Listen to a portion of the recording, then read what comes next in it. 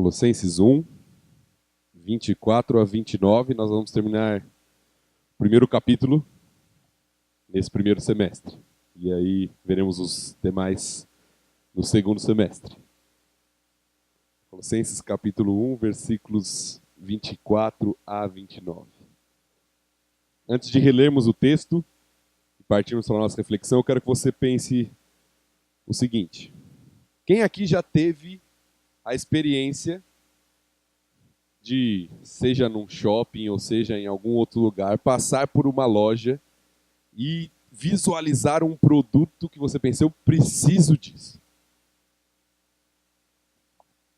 Você entra numa loja e vê aquela televisão linda, aquele produto que seria perfeito para você.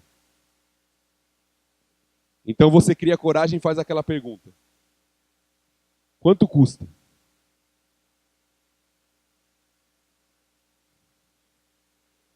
Ao ouvir a resposta, talvez a pessoa ao seu lado faça a pergunta que Deus fez para Caim: por que descaiu o teu semblante?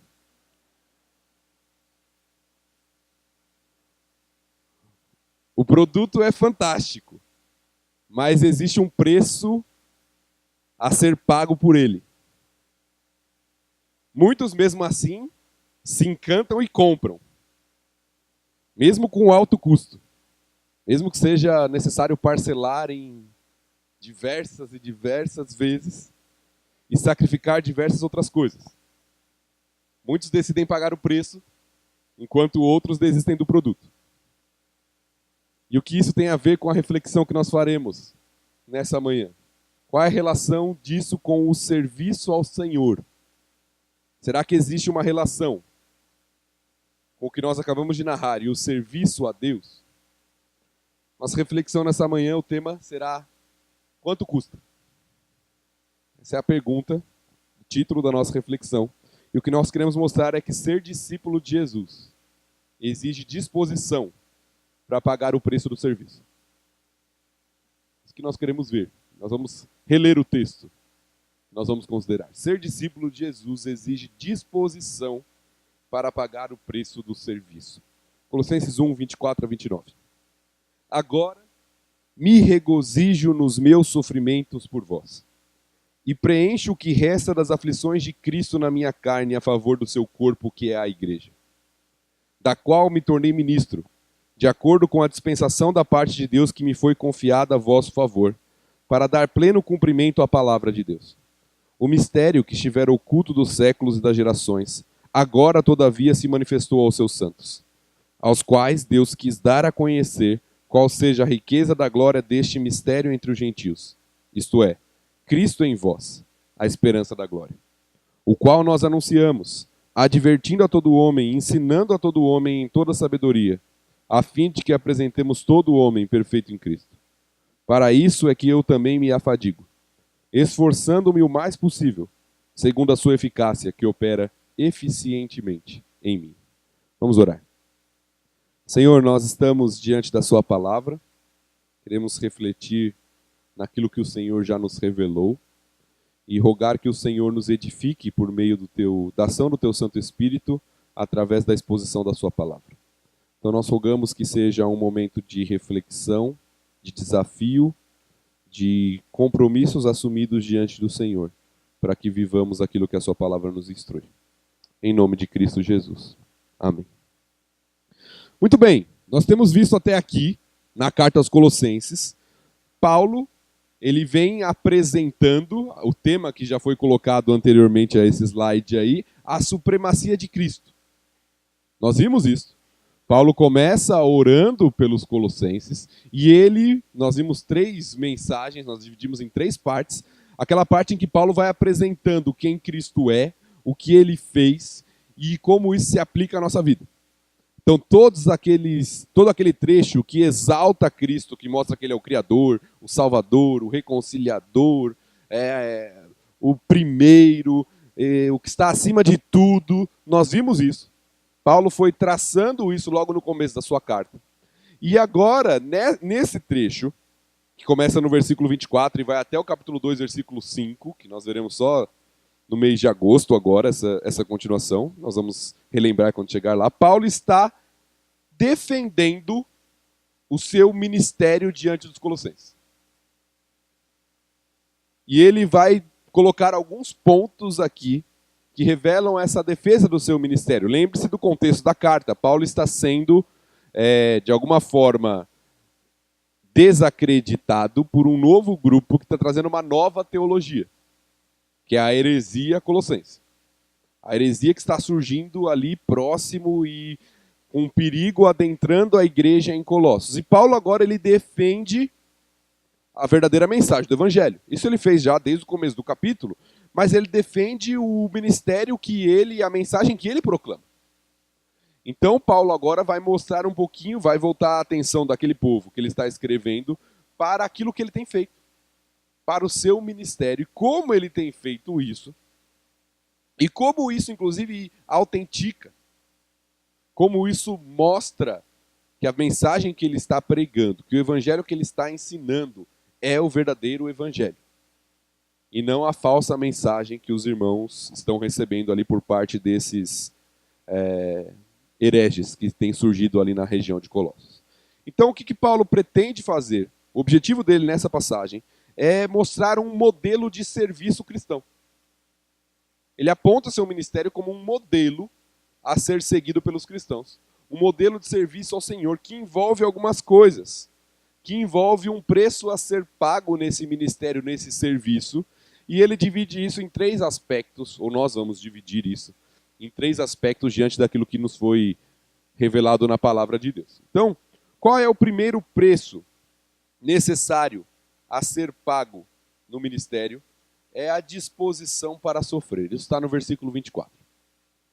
Paulo diz o seguinte: agora me regozijo nos meus sofrimentos por vós, e preencho o que resta das aflições de Cristo na minha carne, a favor do seu corpo, que é a igreja. É um daqueles textos bíblicos que nós olhamos assim e às vezes nos incomoda. Paulo começa falando assim: eu me regozijo. Você espera qualquer coisa depois dessa afirmação, menos o que ele escreve. Eu me regozijo pelo sofrimento, ou no meu sofrimento, por vós, ou em favor de vós. Paulo está falando, olha, sofrer por Cristo e por seu corpo, que é a igreja, é motivo de regozijo para mim. É o que ele está falando. Eu me regozijo, eu estou disposto a sofrer com alegria em favor de Cristo e do seu corpo, que é a igreja. Essa é a disposição que ele apresenta logo de cara no versículo 24. E ele continua falando, e preencho o que resta das aflições de Cristo na minha carne. E nós temos que entender bem aqui esse texto. Porque Paulo não está falando que faltou algo na obra de Cristo que ele está completando. Não é essa a ideia.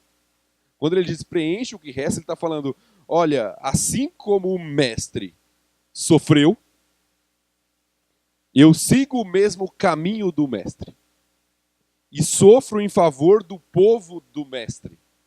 Assim como ele sofreu em favor desse povo, que é a igreja. É um modelo que Cristo deixou, que Paulo agora está seguindo, e que ele está deixando como modelo para os seus ouvintes. A disposição de sofrer pelo Evangelho. A disposição de sofrer por Cristo. A disposição de sofrer pelo povo de Deus. Isso é importante aqui. Porque as expressões que Paulo usa, elas estão se referindo em primeiro lugar à igreja de Cristo. E Paulo sabe que existe uma ligação muito forte entre a igreja, que é o corpo, e Cristo, que é o cabeça. Talvez saiba pela própria experiência. Quando antes da sua conversão ainda, Cristo pergunta para ele, Saulo, Saulo, por que você me persegue? Quando ele perseguia a igreja de Cristo. Então existe uma relação muito forte entre Cristo e o seu povo. E Paulo está falando aqui, eu me regozijo, eu me alegro em sofrer pelo povo de Deus. Isso é importante no texto. Porque muitas vezes eu ouço alguém falar assim, não, eu estou disposto a fazer tudo por Cristo, mas o problema é a igreja. Às vezes nós fazemos essa separação, né? Não, eu amo a Cristo, mas eu não me envolvo muito por causa da igreja, por causa das pessoas. Aqui Paulo está fazendo algo, ele está falando, não, eu estou disposto a sofrer por Cristo e por seu povo, e por seu corpo, que é a igreja. Essa divisão que nós fazemos, né, não é algo bíblico. Nós somos chamados na Bíblia a amar a Deus e ao nosso próximo. Nós somos chamados a nos doar, a servir ao Senhor e a servir o nosso próximo. Que é mais difícil, porque é mais concreto. Quando nós falamos ao Senhor, a gente espiritualiza. Não, eu amo o Senhor. Como? Ah, não, eu sirvo ao Senhor. Eu quero fazer a vontade do Senhor. Eu quero glorificar a Deus. Está tudo certo. Mas é tudo muito abstrato.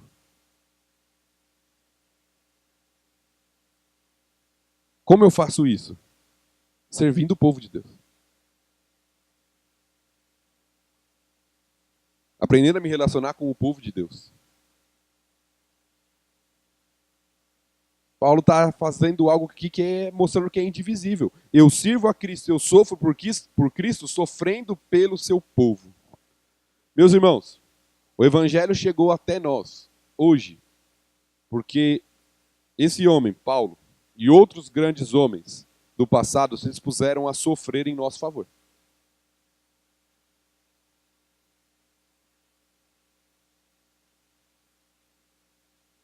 Se dispuseram a dar a sua vida para que nós pudéssemos ouvir o Evangelho. Preste atenção nisso. Quando Paulo fala aos Colossenses, talvez você pense assim, não, mas Paulo conhecia aqueles homens. Paulo não conhecia esses homens pessoalmente, nós já vimos isso. Quem fundou essa igreja foi um companheiro de Paulo. Paulo está enviando uma carta de acordo com aquilo que ele recebeu de informação. E ele está falando, eu sofro por vós. Mesmo sem conhecer aqueles irmãos. Mas ele está falando do ministério dele. Que é a segunda parte que nós vamos ver aqui. Do ministério dele entre os gentios. Por causa do sofrimento de homens que dispuseram a entregar a sua vida, o evangelho chegou até nós. Por causa de homens que foram mortos, por causa de homens que foram açoitados, como Paulo, por causa de homens que foram perseguidos, o evangelho chegou até nós hoje. E o que Paulo está nos deixando como modelo é que nós devemos ter a mesma disposição para sofrer pelo povo de Deus. Para sofrer para que outras pessoas conheçam o evangelho e cresçam no evangelho. Paulo está falando de sofrimento. O que era sofrimento na carne para Paulo? Nós falamos. Paulo foi perseguido, acusado, açoitado, dado como morto, preso e, por fim, morto em favor da igreja. É esse sofrimento que Paulo está falando. Não é o sofrimento que muitos acham assim, não, eu sofro por Cristo, eu tenho que acordar cedo para ir para a igreja em pleno domingo. Que sofrimento. Eu sofro por Cristo porque eu tenho que ir 2 vezes na igreja durante a semana. Ou 3 vezes. Porque eu tenho que participar das programações. Porque eu tenho que dar dízimo, oferta. Porque eu tenho que chegar no horário no domingo. Isso é muito sofrimento. Não é disso que Paulo está falando. Isso é privilégio que nós temos. Não deve ser nenhum peso para nós. Paulo está falando de sofrimento de verdade. Note que também não é sofrimento como consequência dos meus pecados e más escolhas. Porque a gente fala assim, não, eu estou sofrendo por Cristo. Mas às vezes está sofrendo por causa dos seus próprios pecados. Como consequência das más escolhas dos próprios pecados. Paulo também não está falando disso. Também não é sofrimento por dificuldades financeiras, de relacionamento, por doença. Não é disso que Paulo está falando. Está falando de sofrimento por disposição de fazer a obra. Ele está falando de sofrimento porque ele está sendo perseguido por causa do evangelho. É desse tipo de sofrimento que ele está falando. É esse tipo de sofrimento que ele está deixando de modelo para o seu povo. Sofrer por Cristo e por seu povo é se dispor a servir o outro, mesmo que custe dinheiro, tempo, energia. Que leva a matar o orgulho, que leva a perdoar.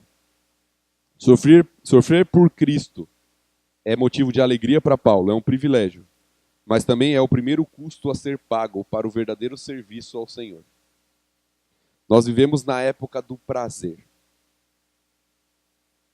onde tudo tem que me satisfazer, onde a primeira pergunta é: o que eu vou ganhar com isso? A mentalidade do servo de Cristo é outra, precisa ser outra. É necessário que estejamos dispostos a sofrer para servir. Entender que o verdadeiro serviço exige sacrifício. Nas palavras de Davi, eu não entregarei ao Senhor sacrifícios que não me custem nada. Entender que servir ao Senhor exige de nós. Exige a nossa disposição. Não é a sobra do meu tempo. Não é a sobra do meu dinheiro. Não é a sobra do meu horário. É disposição para servir. E servir, muitas vezes, envolve sofrimento. Segundo ponto que Paulo nos mostra é a disposição para anunciar, versículos 25 a 28. O texto diz assim: da qual, da igreja, né? Acabou de falar da igreja, da qual me tornei ministro, de acordo com a dispensação da parte de Deus, que me foi confiada a vosso favor, para dar pleno cumprimento à palavra de Deus, o mistério que estiver oculto dos séculos e das gerações, agora todavia se manifestou aos seus santos, aos quais Deus quis dar a conhecer qual seja a riqueza da glória deste mistério entre os gentios, isto é, Cristo em vós, a esperança da glória. O qual anunciamos, advertindo a todo homem, ensinando a todo homem, toda sabedoria, a fim que apresentemos todo homem perfeito em Cristo. É uma disposição para anunciar Cristo. Paulo se coloca aqui como um ministro, em primeiro lugar. A palavra usada aqui é a palavra usada para diácono, um servo. Paulo se intitula aqui como um diácono da igreja. Não no sentido oficial do termo, porque ele era um apóstolo, não um diácono, mas no sentido de alguém que está para servir a igreja. Esse é o termo utilizado aqui. Ele é um ministro. E ele faz isso, ele serve através da proclamação da palavra. Do mistério que estava oculto, mas agora foi revelado. E ele identifica esse mistério como Cristo. Cristo em vós, Cristo aos gentios. Paulo fala isso aos Efésios, se referindo à igreja, ali aos Efésios, a igreja, que é composta de judeus e gentios, e aqui ele fala, Cristo em vós, o mistério que antes estava oculto, que os profetas do Antigo Testamento não sabiam, profetizavam, falavam sobre, mas não sabiam quem era. Agora foi revelado, Cristo em vocês, Cristo no meio do seu povo, a esperança que nós temos. Paulo é o proclamador, o ministro deste mistério, deste evangelho. O mistério que agora foi revelado. Note que a palavra usada aqui, mistério, era uma palavra muito utilizada na linguagem da heresia. Colossenses. Porque se você lembra de alguns detalhes que nós já falamos, uma das coisas que a heresia ensinava é que existia um conhecimento misterioso, superior, místico, dado apenas a alguns. E aqui Paulo vai revertendo essa ideia, porque ele fala do mistério, que não é mais escondido, mas agora é revelado, e que é anunciado a todo homem. E ele repete todo homem 3 vezes, para enfatizar no versículo 28. Não é para um grupo, não é um mistério, algo místico, que só alguns conseguem ter. É um mistério revelado, que é Cristo, anunciado a todo homem. É o que Paulo está falando. Inclusive, hoje em dia, alguns grupos religiosos, cristãos, seguem a mesma nomenclatura, inclusive. Ensinando que Deus é encontrado de maneira mística, como brincam até alguns seminaristas, no mistério. Né? Deus é encontrado de maneira mística, é um mistério, na unção de não sei o que, no manto de sei lá onde.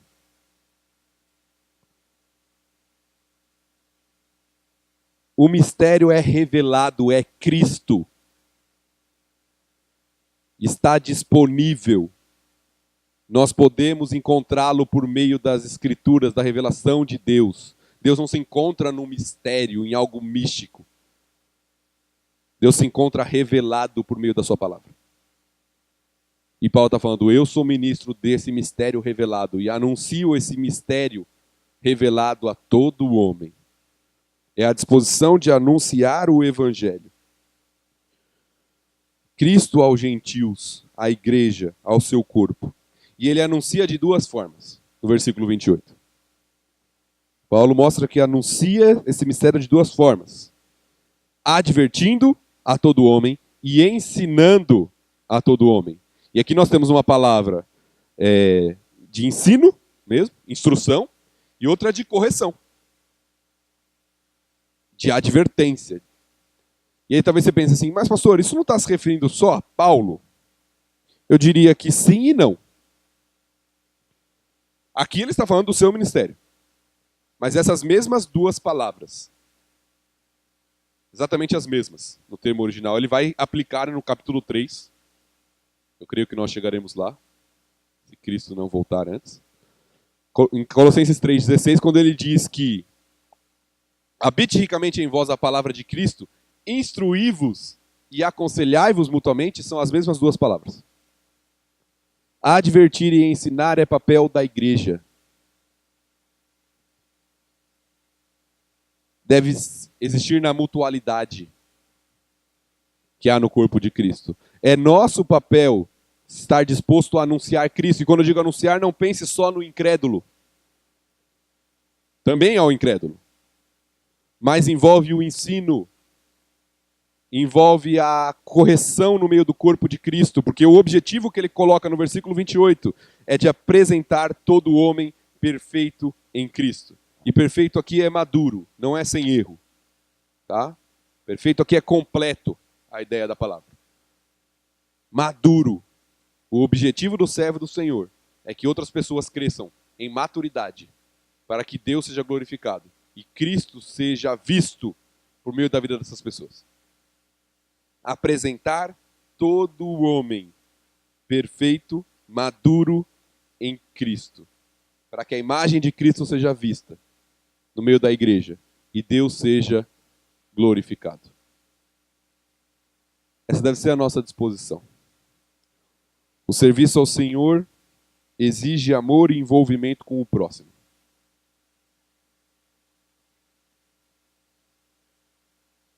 Não existe essa ideia, não, eu sirvo administramente porque meu forte não é lidar com pessoas.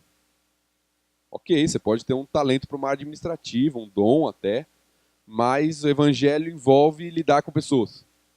Às vezes isso é uma fuga. Envolve que nós devemos servir um ao outro e devemos anunciar Cristo um para o outro. Ensinar um ao outro, corrigir um ao outro. Para que nós estejamos cada vez mais maduros em Cristo. Nós vivemos na época do não me perturbe. Do não me toque. Bem representado essa semana por um jogador brasileiro, né?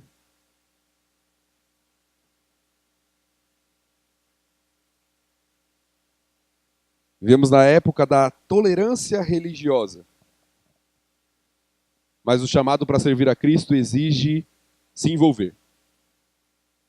Às vezes tocar na ferida. Incomodar às vezes. Proclamar uma mensagem exclusiva. Exortar e ensinar Cristo. O mistério revelado. É isso que Paulo ensina. E por fim, a disposição não só para sofrer e para anunciar, mas a disposição para desgastar-se. Versículo 29. Para isso é que eu também me afadigo, esforçando-me o mais possível segundo a sua eficácia que opera eficientemente em mim. Paulo mostra que esse anúncio de Cristo é feito em meio à fadiga e ao maior esforço possível. É a expressão que ele usa aqui. Veja que uma coisa não elimina a outra. É o poder de Deus. Eu me afadigo, me esforço da melhor forma possível, segundo o seu poder que opera eficientemente em mim. Uma coisa não elimina a outra. É o poder de Deus manifesto em esforço, em disposição para servir. Nós criamos uma mentalidade falsa, um dualismo, uma divisão que não existe. As pessoas falam assim, não, se eu estou me esforçando, estou fazendo na minha carne. Não é de Deus. Essa mentalidade, alguns falam assim, não, você não precisa estudar a Bíblia. Você não pode estudar a Bíblia. Algumas seitas ensinam isso. Se você estudar, é seu esforço. Você tem que abrir e deixar o Espírito Santo falar.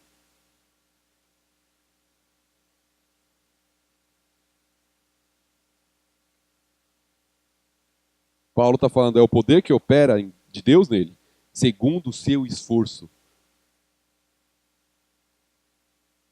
Uma coisa não elimina a outra. É o poder de Deus agindo eficientemente nele, em meio à fadiga, em meio ao esforço. Os termos utilizados por Paulo aqui são termos de luta, de batalha.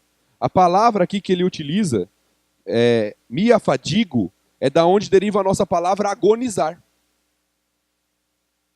É uma transliteração, o termo lá é agonizo. Agonizar, lutar até o fim. Está falando de luta, de guerra, de batalha. Afadigar, lutar até o fim, o maior esforço possível, como um atleta que chega até o final de uma corrida no limite das suas forças. Você já percebeu, já viu alguma corrida em que o atleta chega no final e alguém tem que empurrar ele até a linha de chegada? Porque ele não está conseguindo mais chegar? Nós dissemos que vivemos na época da tolerância religiosa, na época do prazer, do não me perturbe, mas também nós vivemos na época do conforto. Eu sirvo ao Senhor se for onde eu gosto. Se não for muito pesado, se não atrapalhar a minha rotina, se não impedir meus hobbies e se não tomar muito meu tempo.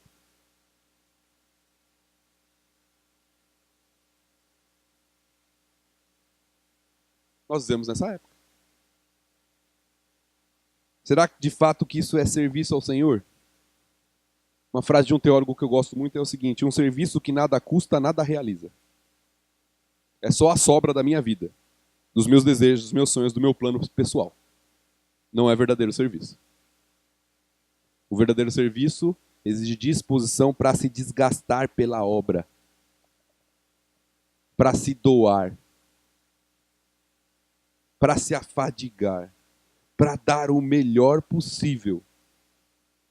São os termos que Paulo utiliza aqui. Você está disposto a servir ao Senhor? Isso vai exigir sofrimento, anúncio, desgaste. E meu desejo e oração é que nós aprendamos a nos regozijar nisso. Como Paulo usa aqui. Nos alegrar. Nos regozijar em gastar nossa vida no serviço ao Senhor. Vamos orar.